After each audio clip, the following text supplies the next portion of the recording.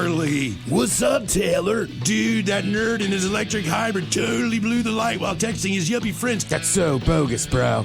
Are you hurt? Yeah, like I can't move my hips, bro. I think I broke my pelvis, man. Dude, no way! Taylor, you need to drop a dime and talk with the lawyers at the Advocates Law Firm. No way, can't afford that, bro. Your crotch is broken, man, and they don't earn any money unless they win your case. Dude, no way. You get injured, the advocates get results. Contact them today at advocateslaw.com. This podcast is brought to you by the Washington State Department of Health. As we continue to listen, learn, and grow, we are amplifying Black voices and perspectives in an effort to start a new COVID-19 vaccine conversation. We're sharing stories intended to help us navigate this unprecedented time together and to co-create solutions in support of the Black community. Hear these stories at weconsiderwa.org.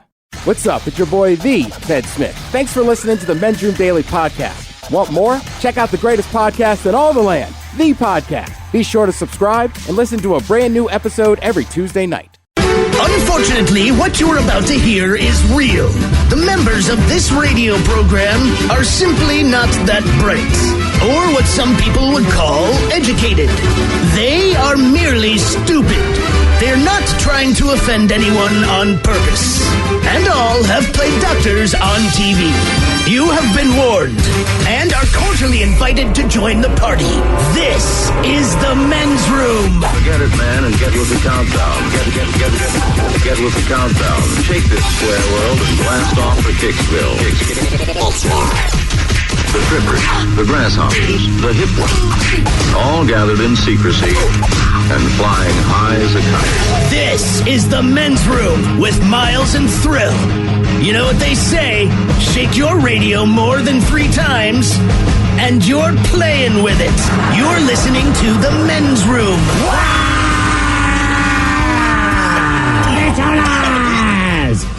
And away we go. Welcome to season 16, episode number 3,541.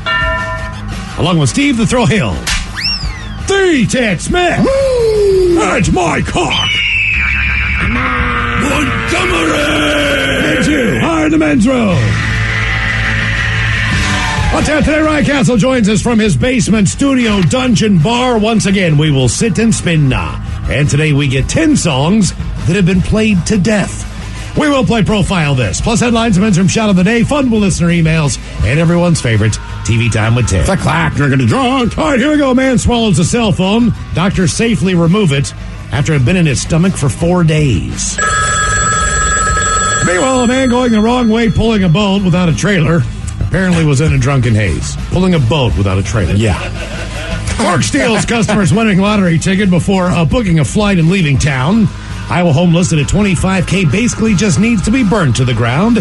And a pizza shop disposes dough in a dumpster before Hurricane Ida. And now they have a giant blob of dough. And that is all coming on today's very special episode of The Men's Room. And now, here's the question. Hola, bitches. Good day to you and yours. All right, one of the greatest things about being a kid is the same thing that makes parenting such an uncomfortable adventure, and that is children's inability to recognize inherent danger. So whether it's swallowing Legos or sticking forks into electrical outlets, kids make poor choices regarding their own safety. It's what they do. It's what we all did. Well, the fine folks at BuzzFeed, they asked adults to remember the things they did as children that they didn't realize were dangerous until they got older. And the answers didn't disappoint. One guy, he was intentionally bitten by multiple spiders, all in the hopes of getting Spider-Man's powers. Someone else used to clean the paint off of their paintbrush by sucking the paint off the bristles. And in another case, a kid almost ate fiberglass insulation because he thought it was cotton candy. It goes on, and we all have our own stories, whether it was what you did as a kid or what you've seen your kid do as a parent or uncle, aunt, teacher, etc. Or maybe you just have to think back, 1 week. Whatever the case, today we want to know, looking back at your life, what did you used to do that would be considered stupid or dangerous? Be a part of the big show. Call 206-421-ROCK. Like the Men's Room on Facebook. Follow us on Twitter and Instagram at Men's Room Live. And send those emails to the Men's Room at KISW.com. Well, great balls of fire, Bubba. What happened, Bilford? That crazy son of a Sal blew right through that four-way stop on Main Street and plowed into my cowboy Cadillac. Your what? My pickup truck. And I'm pretty sure my leg is broken, Ted. Oh, quit your bitching, Buford, and talk with those side busters at the Advocates Law Firm. When I got busted up last month, well, shoot, they made sure those snakes at the insurance company played fair. Boy, howdy. Even that creepy so-and-so Kyle earned his keep. So if you get injured, the advocates get results. AdvocatesLaw.com. This podcast is brought to you by the Washington State Department of Health. As we continue to listen, learn, and grow, we are amplifying Black voices and perspectives in an effort to start a new COVID-19 vaccine conversation. We're sharing stories intended to help us navigate this unprecedented time together and to co-create solutions in support of the Black community. Hear these stories at weconsiderwa.org. Geico asks, how would you love a chance to save some money on insurance? Of course you would. And when it comes to great rates on insurance, Geico can help. Like with insurance for your car, truck, motorcycle, boat, and RV. Even help with homeowners or renters coverage. Plus, add an easy-to-use mobile app, available 24-hour roadside assistance, and more, and Geico is an easy choice. Switch today and see all the ways you could save.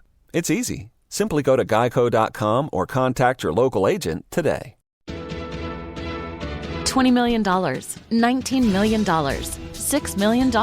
These are all awards recovered for clients of Phillips Law Firm. To win big, you have to fight big. And Phillips Law has been fighting the too-big-to-fail insurance industry for decades. Not every case will have a multi-million-dollar outcome, but Phillips Law will fight just as hard to recover the outcome you deserve. If you or a loved one has been injured in a car accident or on the job, call or click today at 1-800-JUSTICE or visit justiceforyou.com. The Men's Room returns with Miles and Thrill. 99.9 KISW. Oh, Charles, and away we go. Welcome to Season 16, Episode number 3,541. What a large and in charge program we have for you today. Guaranteed catch a repeat. Yeah. Ryan Castle once again will join us from his basement studio dungeon bar. Once again, we will sit and spin. From what we understand, we're going to get a bunch of overplayed songs today. The 10 songs that have been played to death. Now, whether this is on the radio, whether this is on your streaming services, whether you're listening to this in a gas station or whatever the deal is, weddings, you get the idea. I truly believe that a song has hit its peak when you hear it in the grocery store. Oh, yeah. I mean, to me, that's like, that is the finish line for, like, this thing has been played a lot. And you can't get out of it. You're trapped. You know what I'm saying? Like, typically, if there's a song that comes on and you don't like it, you just turn the channel or whatever and get the hell out of there. I mean, weddings, you can't do much about it, but go outside, maybe have a smoke. But you're in a grocery store, you're screwed. Yep. You got to sit through the whole damn thing. I would guess that most of these songs are played in the grocery store, based on that one theory. All right. Yeah, that's generally, like you said, you jump the shark when Safeway's playing it. Mm-hmm. Or they used to have Muzak, which was a service that they would, honest to God, play in elevators, where it was the version of the song without lyrics, done by, kind of a easy someone who band. Shouldn't have, yeah. Yeah, exactly. So that's coming up with Ryan. We'll sit and spin. 10 songs have been played to death. And coming up on our Men's Room Happy Hour, Monday through Friday, there's more Men's Room on the Odyssey app. If you download the Men's Room Happy Hour, we go off these airwaves and exclusively on the Odyssey app with a different set of rules. And with that, the return today of the effing news. Yes. And you say, what is the effing news? Well, the effing news is news where the F word is used pretty prominently. Prominently, yeah, absolutely. I mean, a lot of people don't report on these stories, to be honest with you, because you know what? There's a bunch of F-bombs in it. Well, now with the effing news, we're going to cover all that, from sports to entertainment, right? All the big hitters, the music world. I mean, it's all in there. So the effing news is coming up. Got a lot of interesting stories. It's amazing to me how many times Dwayne "The Rock" Johnson drops an F-bomb when just, asked a basic question, because The Rock is The Rock. But he can. That's why. He can, but, I mean, it's just funny. I mean, he uses the F word. It's just interesting when he's talking about, I don't know, doing a children's movie. Sure. Or whatever the hell he's doing. You know what I mean? Thing's an effing classic. It is. And that's a mother effing classic was, I believe, the line he used. So, effing news coming up with the Men's Room Happy Hour. And today on our question, we're going to talk about things that you did. Maybe you were younger and just didn't realize the danger level involved. Maybe you were an adult and knew damn well the danger level involved, but you're still stupid because you got a mind of a kid. You end up doing dumb things. Typically, it takes a long time in your life before you stop making bad decisions and doing dumb things. You just change what your dumb decisions are. Exactly. Right, so instead of, you still put yourself in physical jeopardy, but we do it through, say, drinking. Right. I'm going to have myself another shot. Yeah, maybe we're not having fireworks wars anymore. No. Well, we're still getting pissed drunk. Look, man, it's been a while since I jumped on my bike. Probably, I don't know, a year or so. I didn't ride it any of the summer, but I did a lot last summer. But I never thought when I was going down a hill, I should take my hands off the handlebars when we're going down this. Just chill. Because as a kid, I would do that. Like, I could do this hill without touching the handlebars. Sure. That's what the cool kids do, you know what I mean? And you realize you're buzzing down a hill, man. You don't have your hands on the handlebars. And there's a stop sign at the bottom of the hill. You know, all these dumb things that you do that you don't realize could threaten your life. I mean, hell, my friends and I, we all had BB guns. Now, granted, we had Crossman-style pellet guns. They were the pump guns, where basically you could definitely penetrate the skin with a pellet.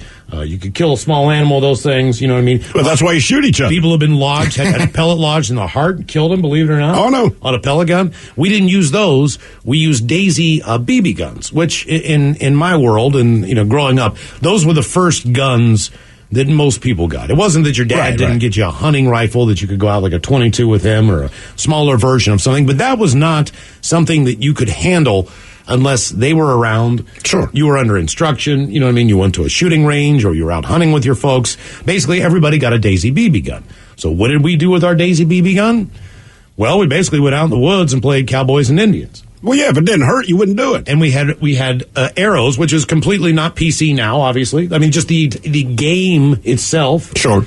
But we would have arrows, and they had rubber tips on the top of them. So one guys would be shooting arrows at each other. The other guys would be firing BB guns at each other. I think I'd rather get hit with the rubber-tipped arrow than the BB gun. Oh, you would be mistaken. Really? Oh, yeah. I had Buddy take one right in the side of the neck, man. He was down for a long time. It swelled up like a golf ball. All guys, you remember, the force of it just kind of hit him in the side, right in the muscle of the neck, you know what I mean? Put this big-ass knot on him.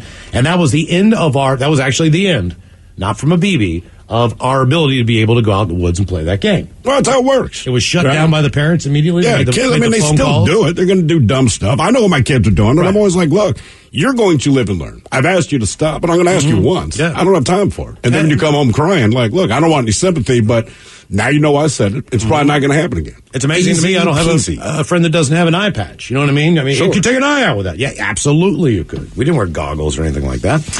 Let's start with a story. This just happened yesterday. New Hampshire man was pulled over and arrested after allegedly driving over 135 miles an hour with two young kids in the car. Of course. Joshua Parent, his name is Parent, who was 31, allegedly had his two children under the age of 5 in the car when police stopped him on the state's Route 101 yesterday.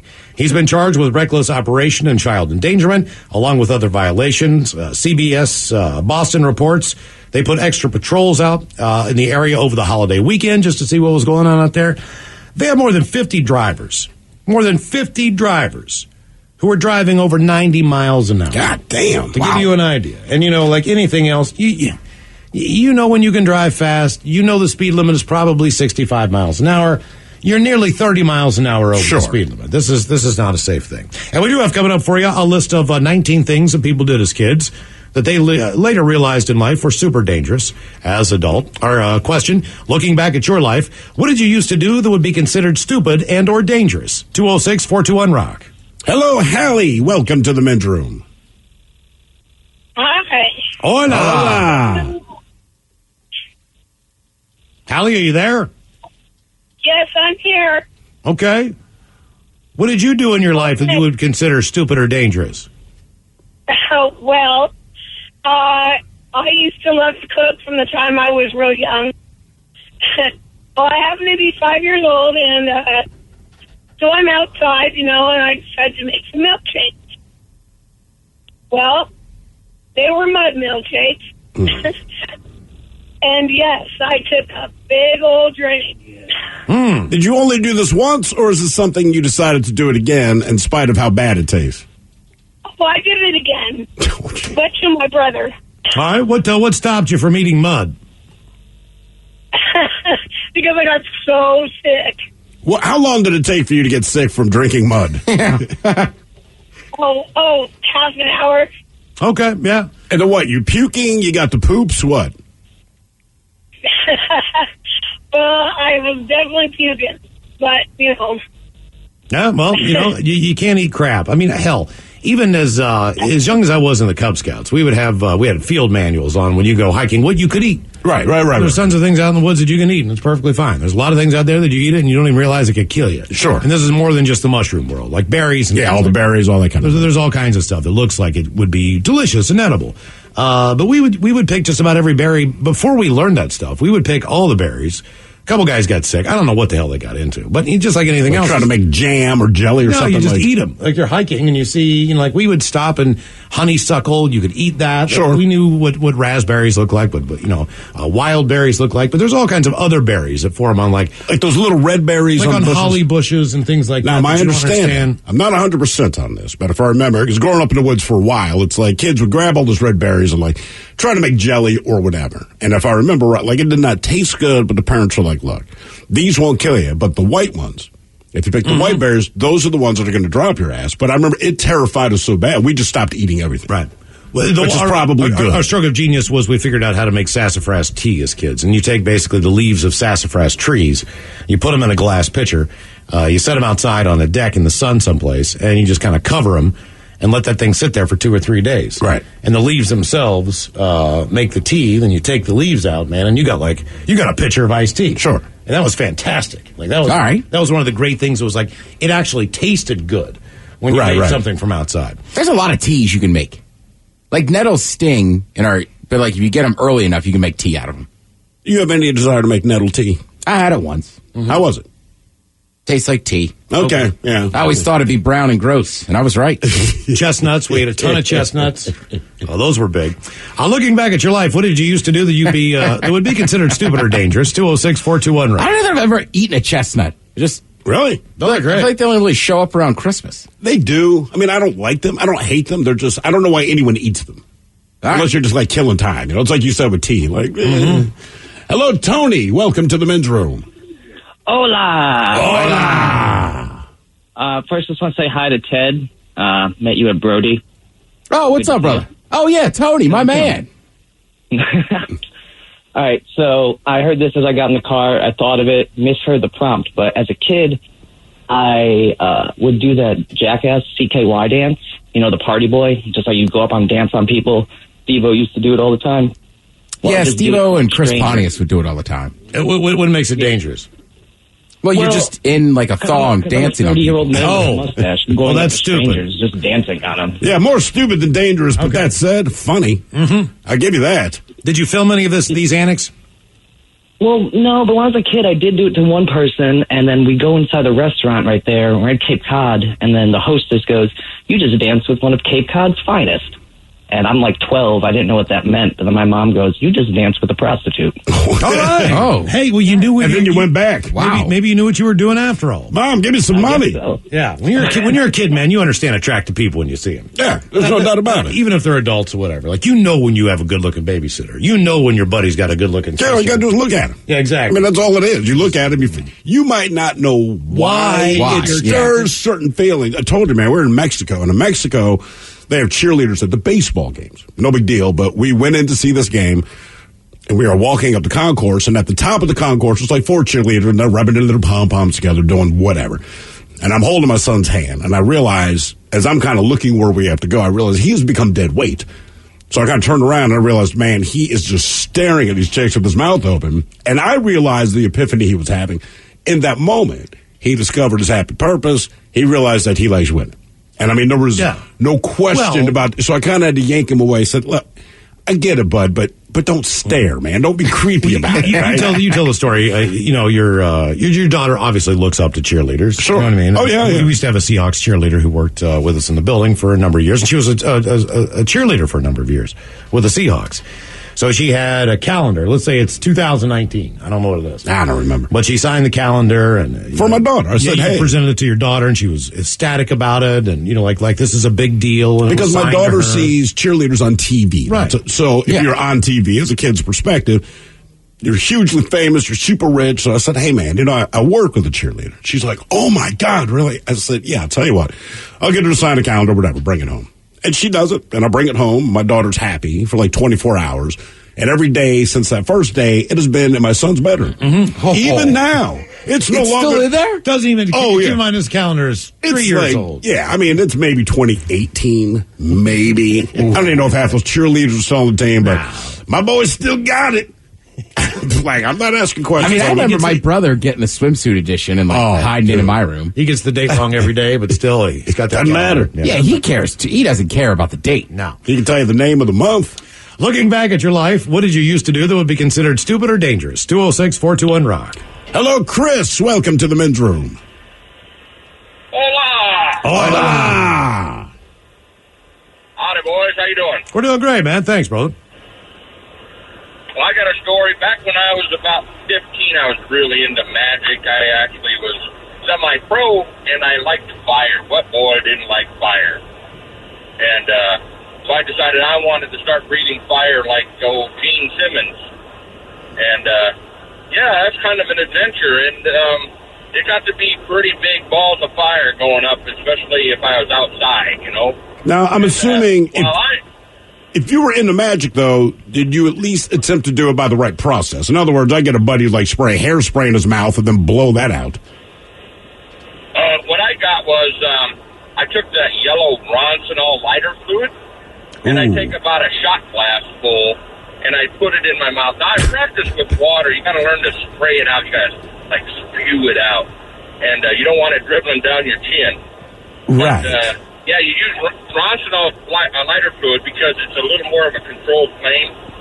A buddy of mine tried using gasoline. That is stupid. Mm-hmm. How bad did that work out for him? He pretty much got second-degree burns, third-degree burns. Yeah, really bad. His house almost caught fire. So, yeah, it was a crazy, crazy night. I bet. Hey, look, man, you're 15 years old. I've been in a bar when I was 21 years old, and it was not uncommon for people to order flaming shots. Yep. I had a buddy, Chad, and he did both corners of his mouth. It looked like there were two gutters that ran down, going down like he had a goat, but it wasn't a goatee of hair. Right. It was basically where the burn marks came down through his. Did he not blow it out? I don't know what he did. That's because we all had one of these shots, and it was like you blow it out first. That is key. You got to remember, though, in lighting, as far as that flame, it's a very light blue flame. Right. So you really need to be paying attention that you blew the thing out, because even if it's just around the rim and still That's on all fire, it takes. Yeah. and you can't see it. So I don't know what he did. He must not have blown it out, because I've had a shot that's on fire. You have to blow it out, or you drop it in. What do we used to call them? Flaming Dr. Pepper. Now, dropping it in, I would do today. Now because you know it's extinguished. I'm confident that this thing is out. Right. But I mean, we would do these flaming shots, and it was like that was just part of the deal. You know what I mean? Like that was part of the night out. It was massive. It was just the thing that you did, like those Jägermeister things that were on the back of the bar where you just poured it in from a refrigerator. They knew what was coming, sure. Yeah, exactly. I mean, it was just one of those gimmicks where, you know, if you saw it, you're like, you know, like going to Vegas or, you know, New Orleans, and someone says, do you want a test tube shot? Yep. Hell yeah. You didn't even tell me what was in it. It doesn't matter. I don't care. They never tell you. I'm doing it. It's a chick with big boobs goes, do you want this? And you go, yes. Yeah. I mean, that is the entire conversation. Now I get excited. Like, I don't even like Jell-O. Do you know how much I like Jell-O? None. If Jell-O was on the dessert menu, I would never, ever. I'd be at a kid's party, got Jell-O, I'd be like, yeah, whatever. But add vodka. You go and place and says, we got Jell-O shots. I'm like, in. Right. I'll take 3. I'm in. You want one? You want one? You want one? You want one? Start pointing around like, everybody, Jell-O shots for everybody. Yeah, but they're fun to do. But you're right. I don't actively seek out Jell-O. No, never. Even, like, if you just have Jell-O, the first question any adult asks, is there booze in it? Right? And thinking, well, no, it's for the kids. You're like, oh, no, I don't care. If you say there's booze, but it's always packaged different. Because you notice anytime with having kids, right, and you do something in the summer and somebody brings Jell-O because their kids got that weird thing, it's never packaged like a Jell-O shot. All that's like, you will never make the mistake.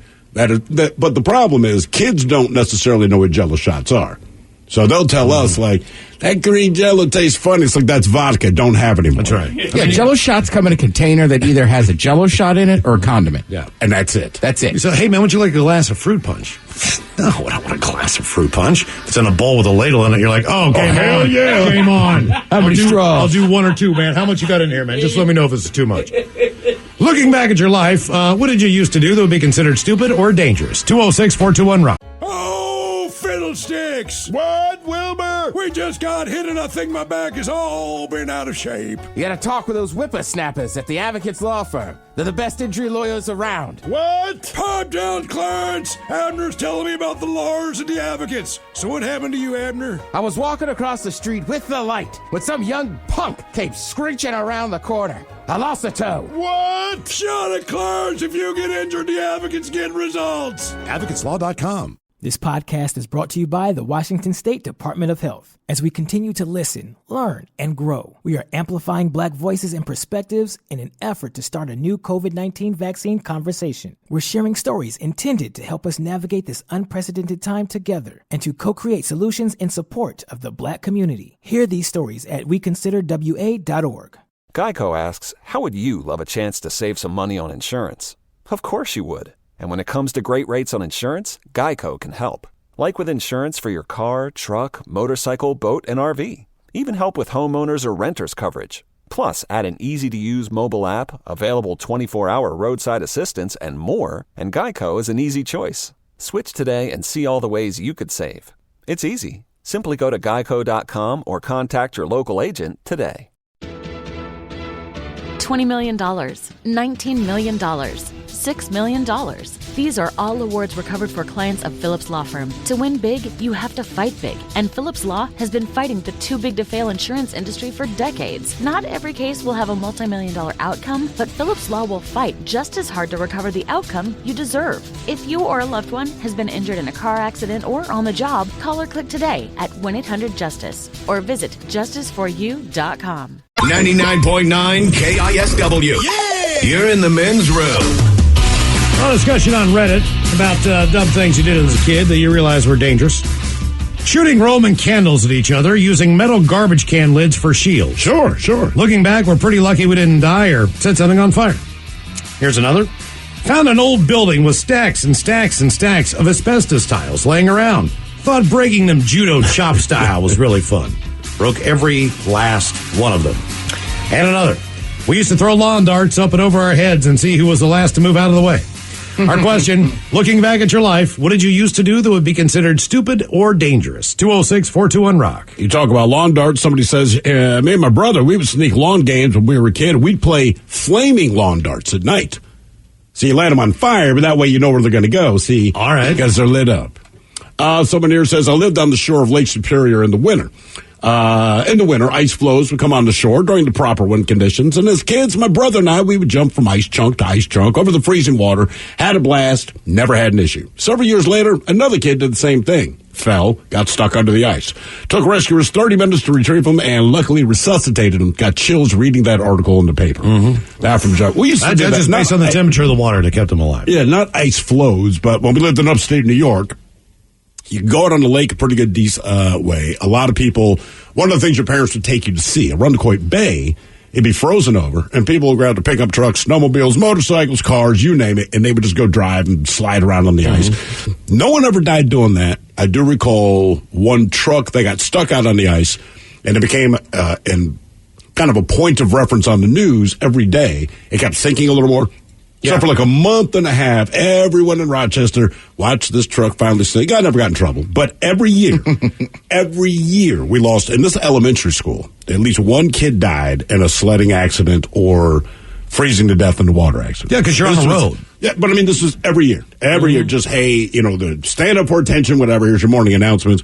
So-and-so, we're sad to report some kid busted his head on a tree sledding. Another kid went through the ice.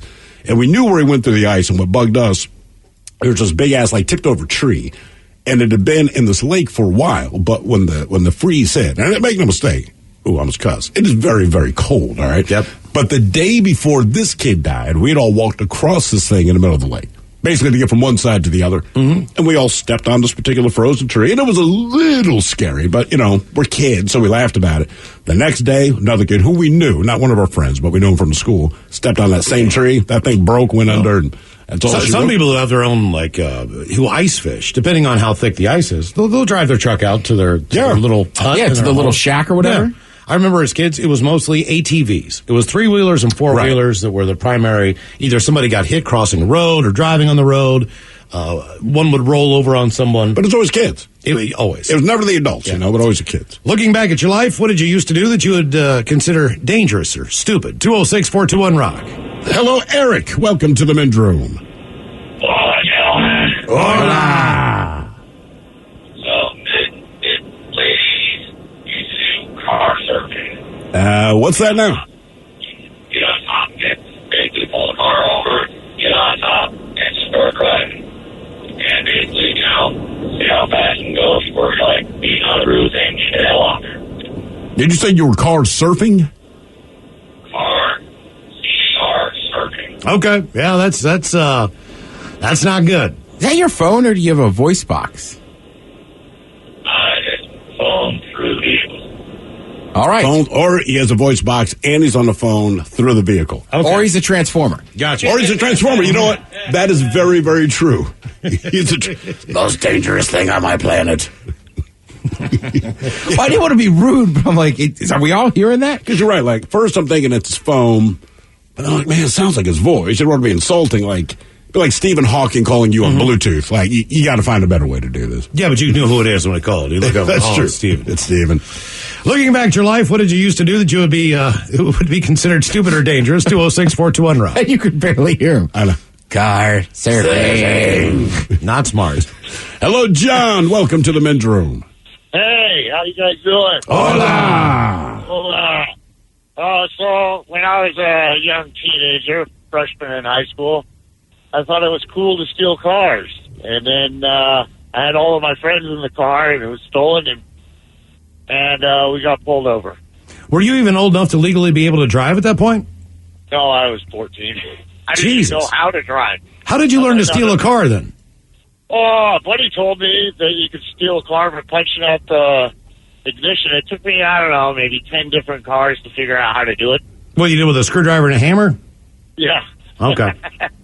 So you couldn't drive, but what kind of punishment do you get in at 14? Oh, I got 2 felonies. Oh, really? So when were you legally, did you have to wait till you were 18 to be able to legally drive? No, I had to wait till I was 21 because I didn't initially stop. Oh, so what was the situation? Did you try to outrun the cops or what? No, I drove, and it was a dead end where I turned, and I stopped, and I was like, well, looks like we're all going to get stoned because we got weed in the car, and I locked the doors, and we all got stoned in the car. And then the cops pulled up? Yeah, there was like 10 cop cars, and they're all tapping on the glass, and I'm like, no, not yet. Okay. And so how many more times did you do this after you got arrested the first time? Oh, probably about 3 or 4, but I never got caught again. All right, that's key. What would have happened if you got caught a second time? Funny thing is I drive for a living now. I'm a truck driver. Yeah. Well, now let me ask you: Did you keep your promise and not drive again until you were 21? I mean, other than those times. Oh well, legally I didn't drive until I was 23. Yeah, legally. Yeah, but illegally, yeah, I drove quite a few stolen cars. Well, what I mean is, did you ever have like your own vehicle that you used when you were done stealing cars, but you still drove without a license? Oh, yeah, because I got my license back when I was 24, and then I lost it for a DUI, and I've been driving until I was, I got my license back 2 years ago, and I'm 37 now. What happened that you lost your license again and that you had to get it back 2 years ago? Oh, I had a DUI, and I just never got it reinstated. So okay. We got a license for like, I don't know, 15 years. So you're always rolling dirty, basically. Yeah. If you're in a car, it's never legal. There's always there's something. I mean, even if he's in the car, get out of the car. Even if it's just a taillight out, it's not up to specs, right? Even when I'm driving for my in my truck, I'm still driving 70 miles an hour. I don't care. All right. Yeah, we got that. Look, I'll give you a pass on that one. I'm guilty as charged, but yeah. Please do. If you're going to commit one violation, can you please just make it speedy? Right. Looking back at your life, what did you used to do that would be considered stupid or dangerous? 206-421-ROCK. Hello, Cody. Welcome to the men's room. Hola. Hola. So, when we were kids, we used to steal my grandfather's .22 ammunition, and we'd take it down to the river, and we'd set it up on the bank of the river, and we'd shoot the primers with the BB gun and watch them explode. Yeah, we had a buddy that would do that. He would do that often, but where his whole thing got derailed was during summer vacation. I don't want to say the kid's name, but it was Frank Welty. And we lived we weren't at his house. We're at a mutual friend's house, this guy, Devin. Devin's parents were very kind. They were very sweet. They trusted us to be in the house. And to be honest with you, other than like starting the occasional fire and all that, we didn't do much, right? Typical kid stuff. But we had a fireplace set up, and Frank threw the shotgun shells in a fireplace that was actively roaring with a fire. and all of us got the hell out of the way, and these things blow off. But Devin's parents, they were bluegrass musicians, but one of the things they owned was a stand-up piano. That thing got obliterated. And this is on the other side of their dining room table, right? So there's a fireplace, dining room table, then a piano on the other side of that. And he threw those things in, and I didn't think he actually threw them in. I thought he was joking. Our buddy Devin looked at Frank like, oh, my God.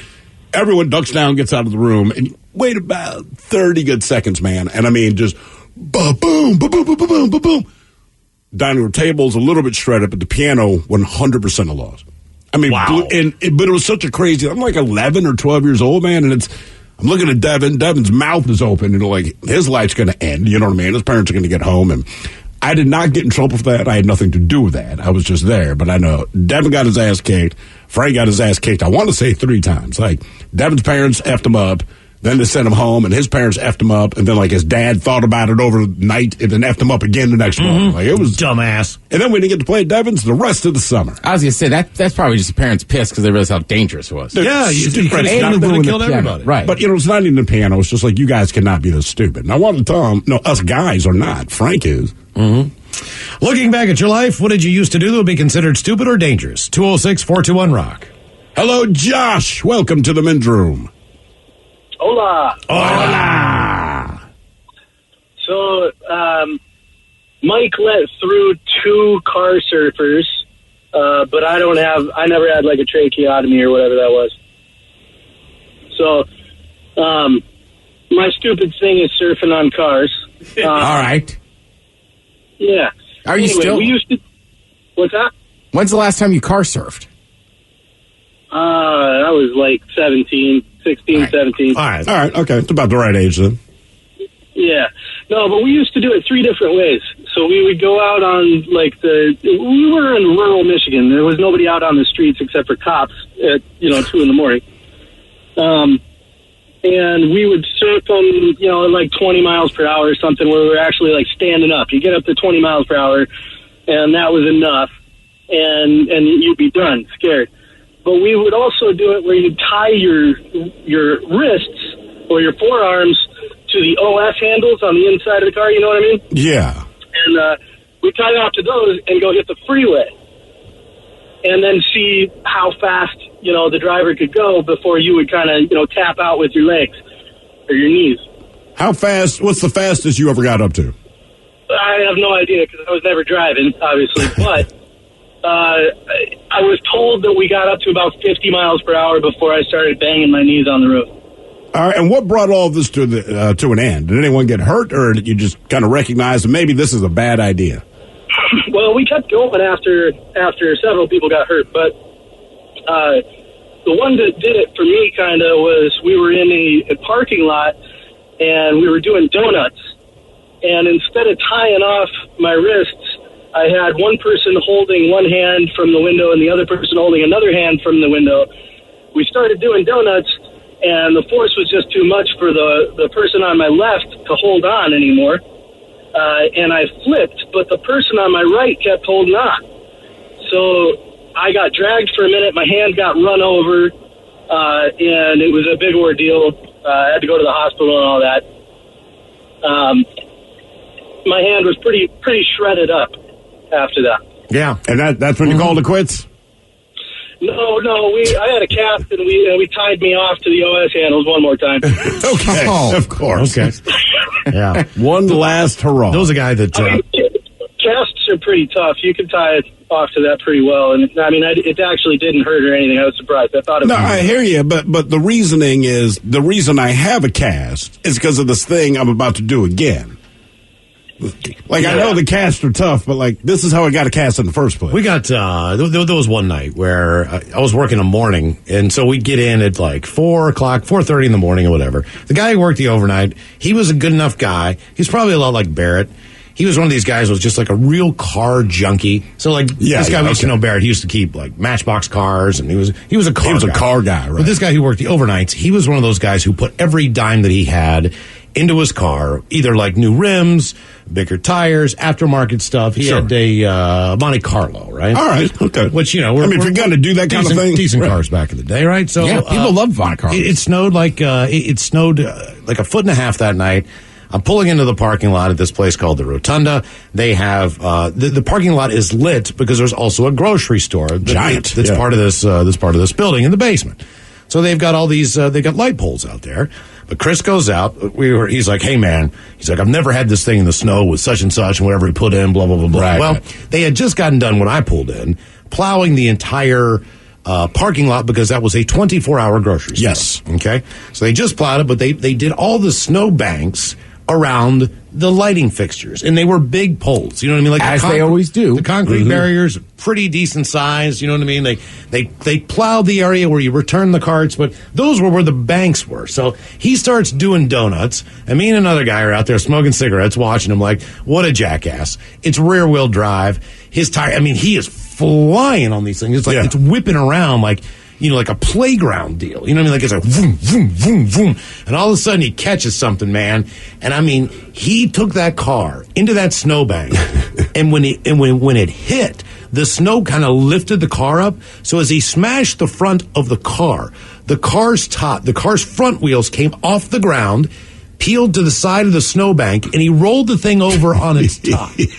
Now, it's 4:30 in the morning. Right. This isn't like the equivalent of like a Fred Meyer parking lot. You know what I'm saying? Like, his car's upside down. Like, we can see it's like it's still smoking, and you know the wheels are still spinning on this damn thing, and all of a sudden he crawls out, like just jumps out. You know what I mean? Like he's shocked. Were you laughing at him? Oh, dude, I mean, it was the greatest thing I think I'd ever seen in my life because he was just so typical of this guy. Like, I'll show you what just bad boys got. I did this, putting this in there, and did all this stuff. Dundalk guy, right? You know, like, hey man, I just put new cams on there, man. I'm gonna tear that thing. We're just like, no. So he ran down because he immediately didn't get out of the car. So of course he's not wearing a seatbelt. I mean, this is just typical. You know what I mean? He's just. If you know Dundalk, like, you would not be surprised. I'm okay, man. And the weird thing was the way the car was laying down. He couldn't really get out the driver's side because it was kind of leaned up on a bank with the driver's side down. So he's like crawling out of the thing, and like you can see him in there rolling down his window because this was before the days of electric windows. So he's cranking the thing, and it's above his head, and he's trying to do a pull up to push himself out. Like, and as he does a pull up, the weight shifts on the car, so we got to hold the car up so he can get his ass out of there. God, what an idiot! I wish I could have seen that. I have been part of that. My buddy had a Jeep, and we were like 19 or whatever. But same thing. If it was just like an ice storm, we do donuts in the back of parking lots. So we were doing one in the back of a mall. We didn't hit the light pole, but we just couldn't stop. Right. And at like 10 miles an hour, just like past this light pole, and that stopped us from. That was it. Mm-hmm. That was it. Yeah. All right. Well, at least it's that and not the actual collision. It's not bad. Did you ever do anything as dumb as when you're 20, 21 years old, if somebody had a shopping cart, that you would decide that someone was going to jump in and ride that thing down a hill? Yeah, absolutely. Dude, when I was a nighttime janitor, right? So everybody else on the shift is a little bit older. And then, frankly, I'm the only white guy. Right. There was one other white guy, but he never played cards or hung out with anybody. See, he didn't count. But, you know, like the little dumpsters? Like if you're cleaning out an office. The gray ones? Yeah. Oh, yeah, like a cart thing. So the AFL-CIO, like our garage went down 2 levels. So on Friday night, sometimes we would knock off a little early. The floors were clean, and we'd hang out. And I was like, watch this one, boys. And I came zooming down that thing. It flipped over. I tumbled out, and they're just like, legend, crazy white guy. And like to this day, like if you go back to that building, and some of the dudes that work on that shift are like, oh, I remember Ted used to go down to the dumpster. All you got to do is do it once. Yeah. Looking back at your life, what did you used to do that would be considered stupid or dangerous? 206-421-ROCK. I like what someone says here. And Miles, you'll be able to relate to this. It just says, look, I would call, but there's not enough time in the show. Let's just say Evel Knievel was my hero, and I grew up in Alaska. Now, look, Evel Knievel was a lot of kids' heroes, but as Miles and I reminisce about this guy, and he would have like these primetime specials once or twice a year. He was going to jump blank, right? We never... Not one time did we see him stick a successful landing. No, because he always hurt himself in the jumps beforehand. And it wasn't like, yeah, he just didn't make the landing. It's like, hey, he broke both legs. Or he broke his pelvis. Or he broke his spine. But I do remember you wanted to be him in spite of the fact that he had like a 0%. And when we lived on a hill for a little while, we're living in Denver, big thing was, and I loved riding my bike, man. Absolutely fearless on the bike. Until this happened, but we were jumping trash cans. We made the same crappy ramp that everyone makes. Yep. But at this time, I did not think this out. So for like 8 or 9 years old, for Christmas. My father bought me a new bike, but this bike was like a chopper, right? It was the coolest bike in the hood when you're 8 or 9 years old. All purple, big ass purple and orange sparkly banana seat. I mean, all the rage in the 70s, right? I forgot how front heavy it was, because once you got used to it, you didn't give it another thought. But I went to jump these trash cans. Man, the front wheel of this bike, I feel like it weighs as much as the rest of the body of the bike. But I mean, I was airborne for like 1/2 of 1 second. And I'm going as fast as I can. I am feeling great about myself. My front tire went into the front trash can. And immediately, now I'm vertical. And I remember flying over the other ramp that we had set up on the other side. And just basically landing in my face and eating it. And then I'm like, you know what I'm not going to do? Because here's the thing. I did exactly what Evel Knievel does. I hit the jump and then effed up and hurt myself. Yeah, you crashed. I did, just like he does. In a case of life imitating art. So, one of the more just campy, dumb episodes of Happy Days. The Fonz, in a leather coat. That's important. In a leather coat. He was going to jump a shark, all right? Mm-hmm. So, a shark in an enclosed area, like in a small bay or cove. And then Fonzie was going to hit the ramp. He takes off on the ramp. We're not even sure if he can water ski at this point. He kind of spreads his legs. He clears the enclosure with the shark. Of course. They keep showing the shark. You know, it's very dramatic. It's a big deal. I feel like I've heard that phrase. Evel Knievel says, that's exactly jump the right. shark. So Evel Knievel decides after he sees this, he's like, you know what I'm going to do? I'm going to jump a pool of sharks, like all kinds of sharks. Mm-hmm. So they set up this thing in summer. Again, one is Happy Days. Yeah. One is a very unsuccessful stuntman. Right. So he's like in an arena. So the ramp is like straight down, like a downhill, like a ski jump slope. You know what I mean? It's like just to get enough speed to clear this thing. So he never makes it because on the practice round, he hits the back of the ramp on the backside, all right? Gets the wobble start happening to him, right? And just slams into a wall, like where the basketball hoop would be, like in the arena. Just like smacks into the wall. And that was the last you saw of him. Like they were like, well, he can't do it. It ends up like he broke like 5 or 6 ribs. He had broken his collarbone, but he was still considering going back out and trying it again. But that's all he ever did. But it was always live. Always. So you know, it wasn't like they were just kind of like at a loss. Like, we're waiting for Evel to find out. As a kid, you just sat there and you watched it. And then, you know, eventually... It wasn't like the Wallendas. The Wallendas, you know, maybe you want to see him fall, but they're always successful. Evel Knievel, the exact opposite. Like, ooh, let's watch him crash. He's so bad, we're going to buy his toys. Damn right. Looking back at your life, what did you used to do that would be considered stupid or dangerous? 206-421-ROCK. This podcast is brought to you by the Washington State Department of Health. As we continue to listen, learn, and grow, we are amplifying Black voices and perspectives in an effort to start a new COVID-19 vaccine conversation. We're sharing stories intended to help us navigate this unprecedented time together and to co-create solutions in support of the Black community. Hear these stories at weconsiderwa.org. $20 million, $19 million, $6 million. These are all awards recovered for clients of Phillips Law Firm. To win big, you have to fight big. And Phillips Law has been fighting the too big to fail insurance industry for decades. Not every case will have a multi-million-dollar outcome, but Phillips Law will fight just as hard to recover the outcome you deserve. If you or a loved one has been injured in a car accident or on the job, call or click today at 1-800-JUSTICE or visit justiceforyou.com. Geico asks, how would you love a chance to save some money on insurance? Of course you would. And when it comes to great rates on insurance, Geico can help. Like with insurance for your car, truck, motorcycle, boat, and RV. Even help with homeowners or renters coverage. Plus, add an easy-to-use mobile app, available 24-hour roadside assistance, and more, and Geico is an easy choice. Switch today and see all the ways you could save. It's easy. Simply go to geico.com or contact your local agent today.